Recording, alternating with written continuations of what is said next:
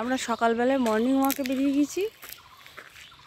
আর এখানটায় এই গেস্ট হাউসটার নাম হচ্ছে Ghosh restaurant and guest house. জায়গাটা হচ্ছে কলোনি, এরা এখানে কলোনি বলেই পরিচিত। আর সামনে হচ্ছে বিশাল বাগান, দেখিয়ে দিই চারপাশটা, অপূর্ব সুন্দর একটা সিনিক বিউটি। আর এখানে শুটিং স্পটও বলা যেতে পারে, খুব সুন্দর, প্রচুর লম্বা লম্বা গাছ। আর পুরো এরিয়াটা পরিষ্কার। অনেক সময় হয় যে গাছ থাকলেও ভেতরটা ঢোকা যায় না, অপরিষ্কার থাকে একদম, সেখানে এরকম নেই।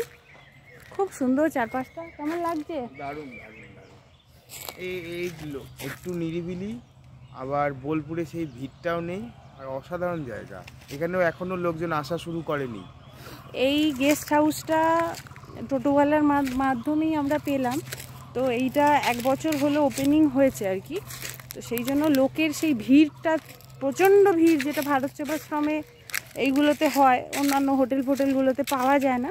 অথচ আপনারা যারা একটুখানি নির্জনতা বা নিরিবিলি পছন্দ করেন, তাদের এই জায়গাটা বেশি ভালো লাগবে। শহর থেকে একটু ভিতরে, একদম চারপাশে প্রাকৃতিক সৌন্দর্য অপূর্ব, কোনো কোলাহল নেই, শান্ত পরিবেশ, একদম ছুটি কাটানোর জন্য মন ভরে যাবে।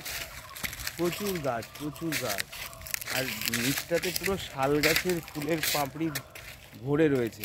হ্যাঁ, অদ্ভুত লাগছে, মানে চোখে দেখলে আরও সুন্দর লাগবে। চলে আসুন, ভালো লাগবে। আর খাওয়া দাওয়াও খুব ভালো, পরিষ্কার খাওয়া দাওয়া। খাওয়ারও সুবিধা এখানেই রয়েছে, কারণ বললাম ঘোষ রেস্টুরেন্ট, আর হচ্ছে এটা গেস্ট হাউস, সেই জন্য রুমের ব্যবস্থা ভীষণ ভালো, পরিষ্কার পরিচ্ছন্ন সবই। আর খাওয়া দাওয়াও খুব চিপ রেট। রুটি 5 টাকা করে, নর্মালি আমাদের যেমন হয় সেরকমই 5 টাকা। তরকারি ফরকারি মিলিয়ে সবই একদম চিপেস্ট রেট। এর চেয়ে কম প্রাইস বোধহয় আর হয় না।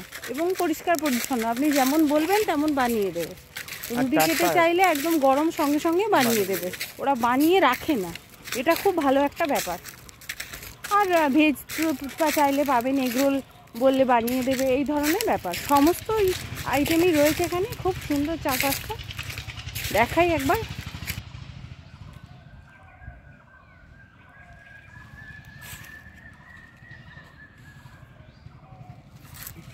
দারুণ দারুণ, লম্বা লম্বা গাছ, খুব সুন্দর লাগছে।